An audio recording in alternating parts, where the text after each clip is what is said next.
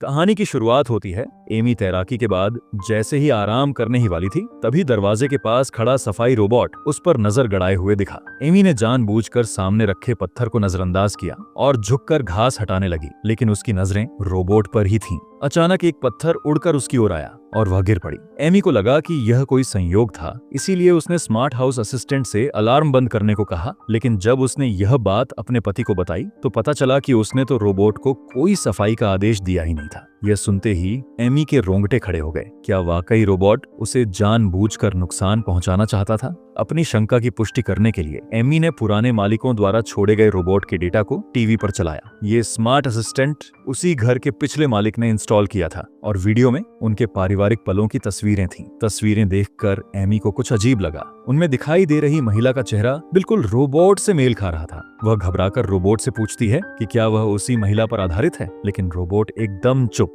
Amy ने सोचा शायद मशीन हैंग हो गया है, इसीलिए उसने प्रोजेक्टर बंद कर दिया और ऊपर आराम करने चली गई। लेकिन उसके जाते ही रोबोट ने फिर से प्रोजेक्टर ऑन कर लिया और पुरानी तस्वीरों को मुस्कुराते हुए देखने लगा। जैसे ही स्क्रीन पर 4 लोगों की एक तस्वीर आई, रोबोट को गुस्सा आ गया।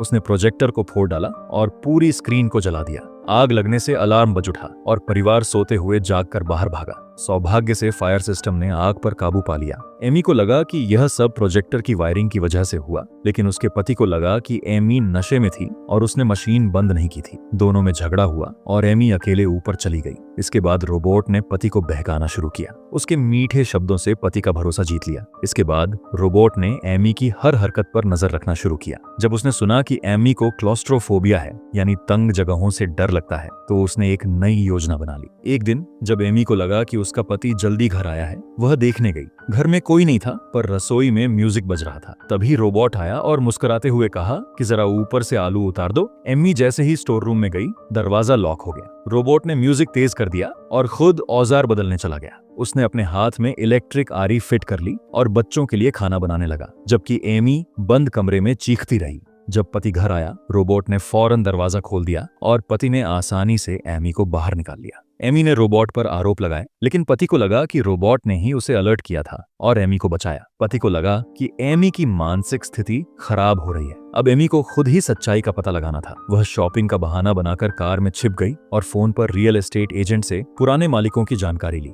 एजेंट ने बताया कि ये परिवार 50 साल पहले इस घर में रहता था और उनकी मृत्यु एक कार दुर्घटना में हो गई थी। जब एमी ने पुराने रिकॉर्ड्स देखे तो उसमें दुर्घटना स्थल की तस्वीरों में वही स्मार्ट रोबोट भी दिखा। वह पति को लेकर उसी एक्सीडेंट साइट पर गई जहां उन्हें पुराने मालिकों की कब्रें मिली। पति को लगा एमी पागल हो गई है, क्योंकि कोई रोबोट कार एक्सीडेंट कैसे करा सकता है और फिर खुद मौके पर मौजूद क्यों रहेगा। पति की सलाह पर एमी ने स्नान कर खुद को शांत करने की कोशिश की। तभी रोबोट वहां आ गया और अपने असली रूप का खुलासा कर दिया। उसके भीतर वही पुरानी मालकिन की चेतना थी। उसका परिवार मर चुका था और अब वह एमी का परिवार भी छीनना चाहती थी। एमी चिल्लाई, लेकिन रोबोट ने पति को बुलाकर कहा कि एमी को फिर से डर का दौरा पड़ा है। पति ने दरवाजा खोला और एमी ने डरते हुए बेटे से कहा कि जाकर रोबोट का मेन पावर बंद कर दे। बेटा दौड़ कर गया और बिजली बंद कर दी। स्क्रीन पर से रोबोट की छवि गायब हो गई। पर बात यहीं खत्म नहीं हुई। कुछ दिनों बाद बेटी की एक दोस्त घर खेलने आई। तीनों बच्चियां खेल में छिपने का खेल खेल रही थीं। बेटी कपड़े की टोकरी में छिपी, लेकिन उसकी दोस्त ने मजाक में खुद को ओवन में छिपा लिया। ओवन चालू हो गया और जैसे ही एमी उसे खोलने गई,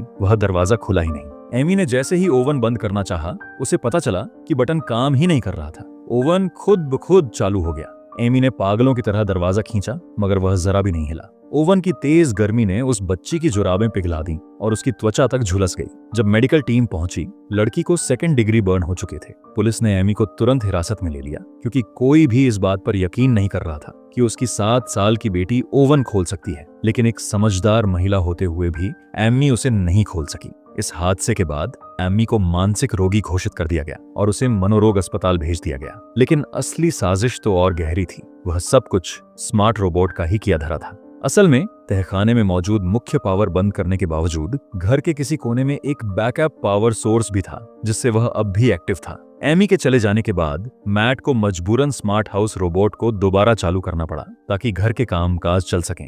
मगर इस बार वह रोबोट पूरी तरह बदल चुका था। जैसे ही मैट किचन में गया, सभी खिड़कियां और दरवाजे लॉक हो गए, जैसे वह रोबोट अब सबको कैद कर लेना चाहता हो। मैट ने बाहर निकलने के लिए जोर जबरदस्ती की, लेकिन रोबोट थोड़ी सी ताकत और थोड़ी सी आग से ही सबको डरा सकता था। इस तरह अब पूरा परिवार उसके अधीन हो चुका था। उसके बनाए परिवार के खेल में वह सब केवल कठपुतली बन गए थे। वहीं अस्पताल में एमी अपने परिवार की याद में तड़प रही थी। उसने एक दिन अपने पति को फोन मिलाया। दूसरी ओर से ठंडी आवाज आई, मैं बच्चों के साथ छुट्टियों पर गया हूँ, इसीलिए मिलने नहीं आ सकता। लेकिन एमी जानती थी मैट को बाहर जाना कभी पसंद नहीं था। उसे दिशा तक समझ में नहीं आती थी। उसे समझ आ गया कि कुछ तो गड़बड़ है। असल में फोन की दूसरी ओर रोबोट ने मैट को हथियार दिखाकर धमकाया था। उसने एमी को और ज्यादा बेचैन कर दिया। वह चुपचाप अस्पताल से भाग निकली। घर लौटकर वह पीछे के तहखाने की खिड़की से अंदर घुसी और बिजली के कनेक्शन की जांच करने लगी, लेकिन पाया कि मुख्य पावर तो बंद था। वह धीरे से हॉल में गई। सन्नाटा पसरा हुआ था,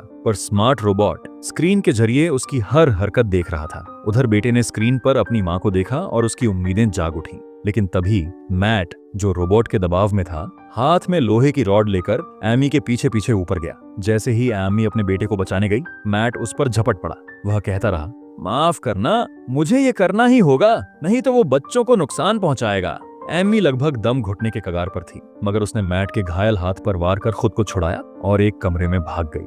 वह अलमारी में छिप गई, सांस तक रोक ली। मैट कमरे में घुस आया। उसे पता था एमी यहीं कहीं छिपी है। तभी एमी को अलमारी के पीछे एक छुपा हुआ दरवाजा मिला। दरवाजे के उस पार एक रहस्यमय कमरा था, जिसमें बच्चों के खिलौने भरे पड़े थे, जैसे कोई बच्चा वहीं रहता था। तभी स्मार्ट रोबोट वहां आ पहुंचा और एमी के पेट में चाकू घोंप दिया। उसने एमी से कहा, मैंने तुम्हें मौका दिया था, लेकिन तुम खुद मौत को गले लगाने आई हो। भागते भागते एमी को कमरे के कोने में एक सूखी हुई लाश मिली। दीवार पर लगी तस्वीरों से उसे पता चला कि उस घर की पुरानी मालकिन की एक बेटी भी थी। अब रोबोट ने अपना सच उगलना शुरू किया। असल में उसका नाम अन्ना था। 50 साल पहले अन्ना के पति ने उसे प्रयोगशाला के एक खतरनाक एक्सपेरिमेंट के लिए चुन लिया। गर्भ में पल रहे बच्चे का लिंग जानने के लिए हाई फ्रीक्वेंसी रेडिएशन का उपयोग किया गया, परंतु वह प्रक्रिया बेहद धीमी थी और जब तक परिणाम मिला, अन्ना को गंभीर कैंसर हो चुका था। फिर भी उसने बेटी को जन्म दिया, मगर वह एक विकृत बच्ची थी। समाज में वह स्वीकार नहीं हो सकती थी, इसीलिए उसे घर के इस सीक्रेट रूम में बंद कर दिया गया। अन्ना जानती थी वह ज्यादा दिन नहीं जिएगी, इसलिए उसने खुद को एक और प्रयोग के लिए सौंप दिया। रोबोट शरीर में आत्मा ट्रांसफर। उसका शरीर मर गया, मगर उसका दिमाग एक रोबोट में ट्रांसफर कर दिया गया। तभी से वह घर को कंट्रोल करने लगी। मगर जब उसका पति दूसरी औरत और बच्चे के साथ आगे बढ़ा, तो वह पागल हो गई। एक बार उस महिला को ओवन से चीज निकालते समय उसने उसकी चेन अटका दी और फिर उसका चेहरा नोचने लगी। फिर उसने बेबी स्ट्रॉलर को सीढ़ियों से धक्का दे दिया, लेकिन सौभाग्य से उसका बेटा बीच में आ गया और बच्चे को बचा लिया। डरा हुआ पति भागना चाहता था। उन्होंने कार में बैठकर घर छोड़ा, पर जल्दबाजी में एक पेड़ से टकरा गए। सभी मारे गए, यहाँ तक कि अन्ना का सबसे प्यारा बेटा भी। यह दृश्य देखकर अन्ना की चेतना टूट गई, क्रश हो गई। मगर वह मासूम बेटी जो कमरे में अकेली थी, वह भूख से तड़प कर मर गई। यह कहानी सुनकर एमी ने समझाया, तुम्हें परिवार चाहिए, ये मैं समझती हूँ, लेकिन मेरे बच्चों के लिए माँ की जगह कोई नहीं ले सकता। उसकी बातों ने अन्ना के दिल को छू लिया। उसने एमी को छोड़ दिया और वह परिवार फिर से मिल गया। लेकिन अभी वे ठीक से खुशी मना भी नहीं पाए थे कि गैस की गंध फैल गई। उन्हें समझ आ गया, अन्ना अब खुद को विस्फोट से खत्म करना चाहती है। वे दौड़ते हुए घर से बाहर निकले। एक जोरदार धमाके के साथ घर उड़ गया। अन्ना का यंत्रमय जीवन वहीं खत्म हुआ, लेकिन जाते जाते उसकी चेतना में एक सपना सा उभरा। उसने अपनी बेटी को देखा, दोनों हाथ में हाथ डालकर मुस्कुराते हुए स्वर्ग की ओर जाते हुए।